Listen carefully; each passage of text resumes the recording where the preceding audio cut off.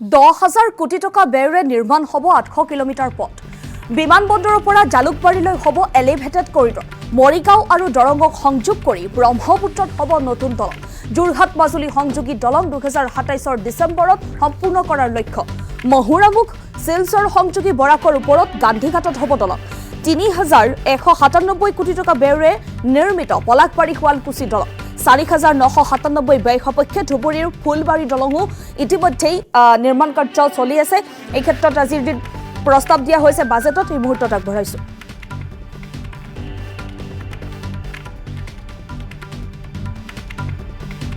জাতি, অনুসূচিত জনজাতি, অন্যান্য পিছপৰা শ্ৰেণী, চাহ জনগোষ্ঠী, আদিবাসী সম্প্ৰদায় আৰু দিব্যাংগজনৰ মেধাৱী শিক্ষাৰ্থীসকলক জলপানী, শৈক্ষিক উদগনি আৰু প্ৰতিযোগিতামূলক পৰীক্ষাৰ বাবে সাহায্য প্ৰদান কাৰ্যসূচীৰ জৰিয়তে সহায় আগবঢ়াই যাব। 2026-27 বৰ্ষৰ এই জলপানী আৰু সাহায্য আঁচনিৰ জৰিয়তে 3,75,000তকৈ অধিক ছাত্ৰ ছাত্ৰী উপকৃত হ'ব বুলি আশা কৰা হৈছে। আমি চাহ বাগিচাৰ গৰ্ভৱতী মহিলা শ্ৰমিকসকলৰ উন্নত মাতৃত্বকালীন যত্ন আৰু পৰিপুষ্টি নিশ্চিত কৰিবলৈ 15,000 টকাৰ আৰ্থিক সাহায্য প্ৰদান ব্যৱস্থা অব্যাহত ৰাখিম। 2025-26 বৰ্ষত এই আঁচনিৰ অধীনত চাহ বাগিচা এলেকাত 32,882 গৰাকী গৰ্ভৱতী মহিলা শ্ৰমিকলৈ সাহায্য আগবঢ়োৱা হৈছে আৰু এই বছৰ প্ৰায় 35,000 গৰাকী এনে মহিলা উপকৃত হ'ব বুলি আমি আশা ৰাখিছোঁ। আমি HIV/AIDS-ৰ দ্বাৰা প্ৰভাৱিত পৰিয়ালসমূহৰ লক্ষ্য নিৰ্ধাৰিত সামাজিক সাহায্য পুনৰ আৰম্ভ কৰিম, য'ত যোগ্য সংক্ৰমিত আক্ৰান্ত শিশু আৰু মৃত HIV/AIDS ৰোগীৰ বিধৱা পত্নীসকলক 1 লাখ টকাকৈ আৰ্থিক সাহায্য প্ৰদান কৰা হ'ব। 2026-27 বৰ্ষৰ বাবে এই আঁচনিৰ অধীনত প্ৰায় 140 গৰাকী শিশু আৰু বিধৱা মহিলাই এনে লাভালাভ পাব বুলি আশা কৰা হৈছে। অধ্যক্ষ মহোদয়, বিভিন্ন হিতাধিকাৰীক সামৰি আমাৰ চৰকাৰে লোৱা কল্যাণমূলক আঁচনিসমূহৰ এই পবিত্ৰ সদনে নিশ্চয় শলাগ ল'ব। মই এই কল্যাণমূলক আঁচনিসমূহৰ বাবে বিভিন্ন অনুদানৰ অধীনত 6,000 কোটি টকাতকৈ অধিক ধনৰ আবণ্টনৰ প্ৰস্তাৱ লৈছোঁ। সবল আন্তঃগাঁথনি, সবল অসম ৰাজ্য চৰকাৰৰ ভৱিষ্যত পৰিকল্পনা। অধ্যক্ষ মহোদয়, শক্তিখণ্ডত কৰা ৰূপান্তৰকাৰী বিনিয়োগৰ সমান্তৰালভাৱে আমাৰ চৰকাৰে অসমৰ আন্তঃগাঁথনিৰ মেৰুদণ্ড শক্তিশালী কৰিবলৈ আৰু অৰ্থনৈতিক বিকাশ ত্বৰান্বিত কৰিবলৈ আন কেতবোৰ গুৰুত্বপূৰ্ণ প্ৰকল্পৰ প্ৰস্তাৱ আগবঢ়াইছে। অসমমালা 1, 2 আৰু 3ৰ অধীনত 20,000 কোটিতকৈ অধিক টকাৰ প্ৰকল্প হাতত লোৱা হৈছে। ইয়াৰ ভিত্তিতে আমি অসমমালা 4 আৰম্ভ কৰাৰ প্ৰস্তাৱ দিছোঁ। এই নতুন পৰ্যায়টোত ৰাজ্যৰ নিজা সম্পদ, বহিঃসাহায্যপ্ৰাপ্ত প্ৰকল্প, ৰাজহুৱা ব্যক্তিগত অংশীদাৰিত্ব, গ্ৰাম্য আন্তঃগাঁথনিক উন্নয়ন পুঁজি আৰু নাবাৰ্ডৰ আন্তঃগাঁথনিৰ উন্নয়ন সাহায্য আঁচনিৰ জৰিয়তে অহা 5 বছৰত আনুমানিক 10,000 কোটি টকা ব্যয়েৰে আন 800 কিলোমিটাৰ উন্নতমানৰ পথ আন্তঃগাঁথনি নিৰ্মাণ কৰা হ'ব। ভাৰত চৰকাৰৰ সহযোগত 55,000 কোটিতকৈ অধিক টকাৰ বিনিয়োগৰে ৰূপান্তৰকাৰী আন্তঃগাঁথনিমূলক প্ৰকল্পসমূহৰ কাম আগবাঢ়িছে। ইয়াৰ ভিতৰত 4,954 কোটি টকা ব্যয় সাপেক্ষে গুৱাহাটীৰ ৰিং ৰোড, 22,864 কোটি টকাৰ গ্ৰীণফিল্ড শিলচৰ হাইস্পীড কৰিডৰ, 6,957 কোটি টকাৰ কাজিৰঙা এলিভেটেড কৰিডৰ আৰু 18,662 কোটি টকা ব্যয় সাপেক্ষে গহপুৰ নুমলীগড় ব্ৰহ্মপুত্ৰ সুৰংগ আছে। শিলচৰ হাইস্পীড কৰিডৰে গুৱাহাটী আৰু শিলচৰৰ মাজৰ ভ্ৰমণ সময় প্ৰায় 8 ঘণ্টা 30 মিনিটৰ পৰা 5 ঘণ্টালৈ হ্ৰাস কৰিব।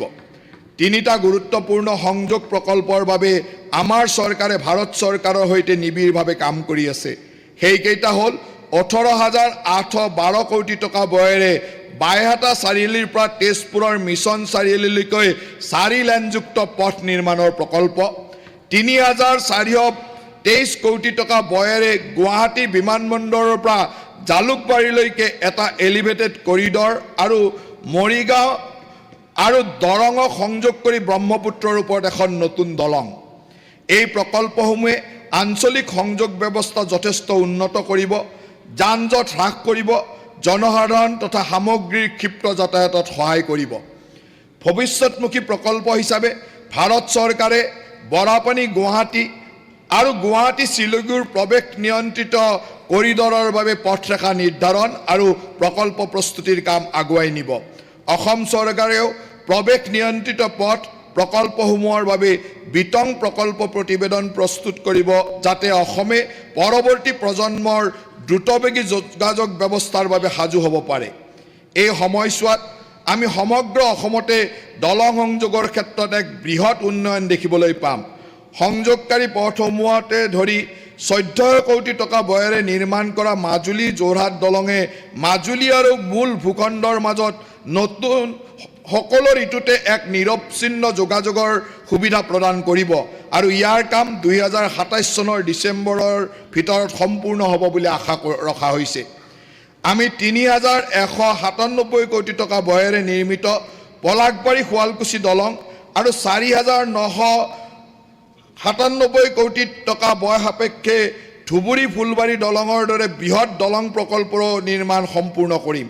পলাশবাৰী শুৱালকুছি দলঙে ইতিমধ্যে 39% কামৰ অগ্ৰগতি লাভ কৰিছে, আনহাতে ধুবুৰী ফুলবাৰী দলঙে 77%তকৈ অধিক অগ্ৰগতি লাভ কৰিছে আৰু ই ধুবুৰী আৰু ফুলবাৰীৰ মাজৰ দূৰত্ব 260 কিলোমিটাৰৰ পৰা মাত্ৰ 20 কিলোমিটাৰলৈ হ্ৰাস কৰিব।